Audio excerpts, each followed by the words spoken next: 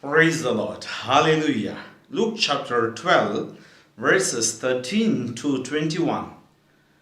The parable of the rich fool. Someone in the crowd said to him, "Teacher, tell my brother to divide the family inheritance with me."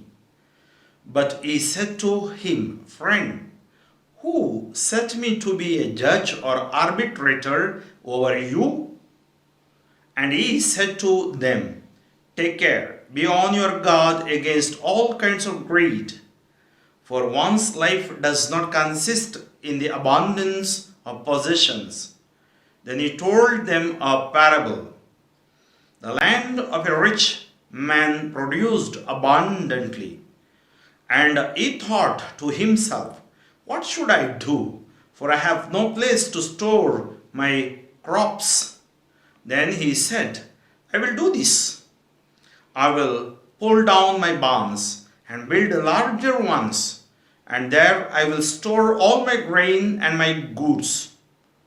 And I will say to my soul, you have ample goods laid up for many years.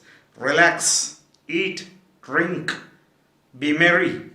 But God said to him, "You fool, this very night your life is being demanded of you, and the things you have prepared, whose will they be? So it is with those who store up treasures for themselves, but are not rich toward God." Today we have a passage of warning amidst of this pandemic. Today people are dying, leaving everything behind. So it reminds that what is important is we need God in our lives. Heavenly Father, I thank you for reminding us. Thank you for giving us warning. I pray for the healing, blessing, and deliverance of the people from this present pandemic, coronavirus, and other ailments, so that they may experience your peace, joy, and they may realize your love. We ask this through Christ our Lord. Amen. Father Franklin D'Souza, Diocese of Shimoga.